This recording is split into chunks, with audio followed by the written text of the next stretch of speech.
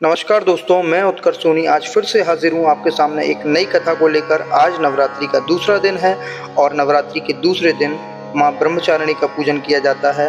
और आज मैं माँ ब्रह्मचारिणी की कथा आपको सुनाने जा रहा हूँ। तो चलिए आज हम ज्ञान की देवी माँ ब्रह्मचारिणी की कथा का पुण्य लाभ प्राप्त करते हैं। नवदुर्गा के दूसरे स्वरूप माँ ब्रह्मचारिणी की पूजा करने से ज्ञान और वैराग्य की प्राप्ति होती है। शास्त्रों में माँ के हर एक रूप की पूजा विधि और कथा का महत्व बताया गया है। माँ ब्रह्मचारिणी की कथा जीवन के कठिन से कठिन क्षणों में भी भक्तों को बुद्धि और बल प्रदान करती है। ब्रह्मचारिणी का अर्थ तप की चारिणी यानी तप का आचरण करने वाली। देवी का यह रूप पूर्ण ज्योतिर्मय और अत्यंत भव्य है। माँ के दाएं हाथ में जप की माला है और बाएं हाथ में कमंडल धारण किए हुए हैं।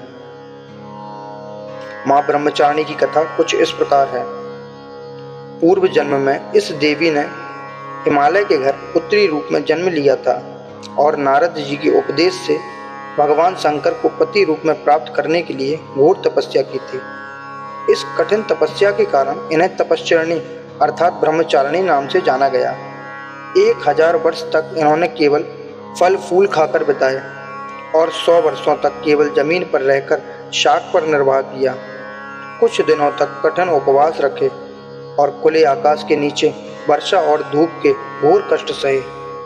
3000 वर्षों तक टूटे हुए बिल्व पत्र खाए और भगवान शंकर की आराधना करती रहीं। इसके बाद तो उन्होंने सूखे बिल्व पत्र खाना भी छोड़ दिए। कई हजार वर्षों तक निर्जल और निराहार रहकर तपस्या करती रहीं। पत्तों को खाना छोड़ दिया था और इसी कारण इनका नाम अपर्णा पड़ गया। कठिन तपस्या के कारण देवी का शरीर एकदम क्षीण हो गया था। देवता, ऋषि, सिद्धगण, मुनि सभी ने ब्रह्मचारिणी की तपस्या को अभूतपूर्व पुण्य कृत्य बताया, सराहना की और कहा, हे देवी, आज तक किसी ने इस तरह कठोर तपस्या नहीं की। यह आपसे ही संभव थी। आपकी मनोकामना परिपूर्ण होगी और भगवान चंद्रमौली जी आपको पति रूप में अवश्य प्राप्त होंगे। अब तपस्या छोड़कर घर लौट जाओ।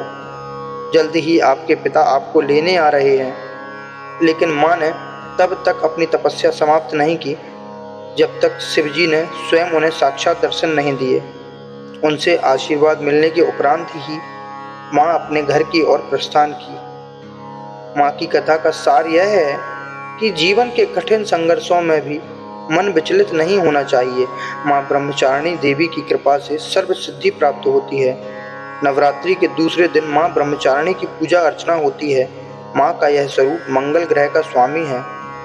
ब्रह्मचारिणी माँ की पूजा करने से लोगों की कुंडली में मंगली दोष का प्रभाव कम होता है और वह सदैव के लिए भयमुक्त रहता है।